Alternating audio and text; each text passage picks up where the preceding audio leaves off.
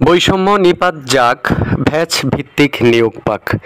আসসালামু আলাইকুম সম্মানিত ভিউয়ার্স, আশা করি আপনারা সকলেই ভালো আছেন।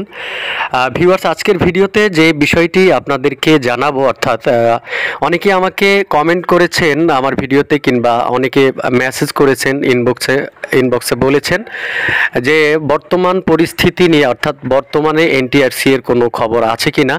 তো আসলে বর্তমানে যেটা হচ্ছে যে আমরা জানি যে এনটিআরসি এর চেয়ারম্যান এবং সচিব যোগদান করেছেন, সেটা বেশি দিন হয়নি এখনও। আর এইদিকে যেহেতু বদলি নিয়ে কাজ করছে, এর জন্য এনটিআরসি এতে বর্তমানে একটু কাজের চাপ বলতে গেলে আছে। তো দেখা যাক, এখন যে বিষয়টি হচ্ছে যে এনটিআরসি এর 1 থেকে 12তম পর্যন্ত যে সকল শিক্ষক নিবন্ধনধারীরা আছেন তাদের প্রত্যেকের দাবির কথাটা বলবো। তারা অনেকেই বলেছেন যে বৈষম্য নিপাত যাক এবং ভ্যাচ ভিত্তিক নিয়োগ পাক, আর নয় কোনো মেধা তালিকা, নিয়মতান্ত্রিকভাবে শিক্ষক নিয়োগ দিতে হবে। 1 থেকে 12তম শিক্ষক নিবন্ধনধারীদের দাবি। তবে ভ্যাচ ভিত্তিক যারা আগে সার্টিফিকেট অর্জন করেছে তাদেরকে আগে নিয়োগ দিতে হবে, এমনটি বলে যাচ্ছেন তারা 1 থেকে 12তম শিক্ষক নিবন্ধনধারীরা। তো বয়সের বিষয় নিয়েও অনেকেই যেটি বলছেন, কিংবা সামাজিক যোগাযোগ মাধ্যমে আমরা যেটি দেখি যে বয়সের বিষয় নিয়ে যেটি বললেন, যে সেটি যদি বলতে যাই তাহলে বলতে হবে যে এনটিআরসি এর অনিয়মের কারণেই কিন্তু বয়স বেড়েছে। তো এর দায়ভার কার, বা এর দায়ভার কে নেবে? নিয়মতান্ত্রিকভাবে কিংবা নিয়ম মোতাবেক চাকরি দিলে, যদি চাকরি দিত এনটিআরসি তাহলে তো আর বয়স বাড়তো না, কিংবা নিয়ম মোতাবেক চাকরি দেয়নি বলেই কিন্তু নিবন্ধনধারীদের বয়স বেড়েছে। নিয়ম মোতাবেক চাকরি দেয়নি বলে কিন্তু নিবন্ধনধারীদের সংখ্যাও বেড়েছে, আর সংখ্যা বাড়ার ফলে এত জটিলতা সৃষ্টি হয়েছে। তাই আজ এনটিআরসি এর বিরুদ্ধে এত মামলা আর সাধারণ নিবন্ধনধারীদের এত হয়রানি। এনটিআরসি এর নিয়ম মোতাবেক চললে কিন্তু আজকে এত বড় সমস্যা হতো না। শুধু তাই নয়, পুরাতন ভ্যাচ এবং নতুন ভ্যাচের মধ্যে যে ঝামেলা সৃষ্টি করেছে, এইটা কিন্তু এনটিআরসি এর এই অনিয়মের কারণেই কিন্তু এটা হয়েছে। দেখুন, কী দোষ ছিল এই সাধারণ নিবন্ধনধারীদের? আজকে নতুন সনদ যারা পেয়েছেন, অর্থাৎ নতুন সনদধারী যারা, তাদেরও কিন্তু নিয়োগ পাওয়ার যোগ্যতা আছে, তাই সে তার অধিকারের কথা বলবে।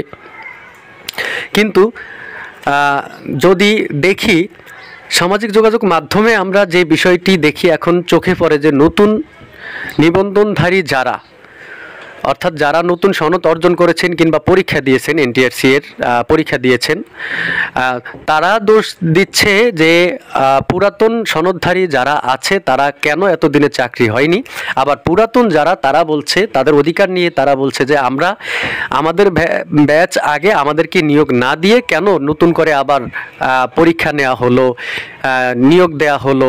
তো এই যে নতুন যারা, তারা পুরাতনকে উদ্দেশ্য করে অনেক কিছু বলছে। পুরাতন যারা, তারা বলছে আগে আমরা, নতুনরা আগে আসবে না, তারা আমাদের জুনিয়র। আসলে এই যে সমস্যাগুলো, এই সমস্যাগুলো কে সৃষ্টি করেছে? একমাত্র এনটিআরসি এর অনিয়ম এবং দুর্নীতির কারণেই কিন্তু এই সমস্যার সৃষ্টি হয়েছে। আজকে এত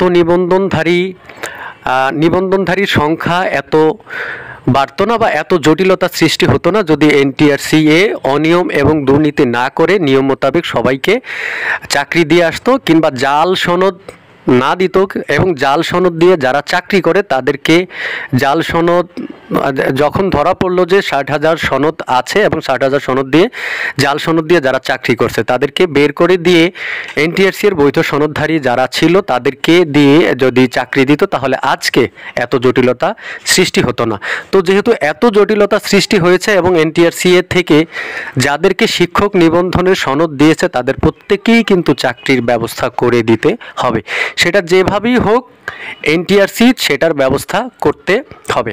তো দেখা যাক, আমরা আশা রাখি এই অন্তর্বর্তীকালীন সরকার, যেহেতু আমরা দুদিন আগে একটি ভিডিওতে দেখেছি বা পত্রিকার নিউজে আমরা দেখেছি যে অন্তর্বর্তীকালীন সরকারের শিক্ষা উপদেষ্টা তিনি বলেছেন যে শিক্ষক সংকট যেহেতু লেগেই আছে, আর দেশকে উন্নত করতে হলে এবং সবার আগেই কিন্তু শিক্ষা ব্যবস্থাকে আগে সংস্কার করতে হবে। তো সেক্ষেত্রে আমরা দেখি অন্তর্বর্তীকালীন সরকারের কাছে শিক্ষক নিবন্ধনধারীদের আশা, যেখানে কোনো বৈষম্য থাকবে না। তো অন্তর্বর্তীকালীন সরকারের উছিলায় কিন্তু এই শিক্ষক নিবন্ধন সনদধারী যারা আছেন, বেকার ঘোরাফেরা করছেন, প্রত্যেকের চাকরির ব্যবস্থা হবে, এমনটাই আমরা আশা করি। তো ভিউয়ার্স, আজকের ভিডিওতে এ পর্যন্তই। এরপরেও যদি এনটিআরসি এর পক্ষ থেকে কোনো নিউজ আসে কিংবা এনটিআরসি সম্পর্কিত কোনো তথ্য থাকলে সেটি আমি আপনাদেরকে জানানোর চেষ্টা করব। তো এতক্ষণ আমার চ্যানেলের ভিডিওটি দেখার জন্য আপনাদেরকে অসংখ্য ধন্যবাদ।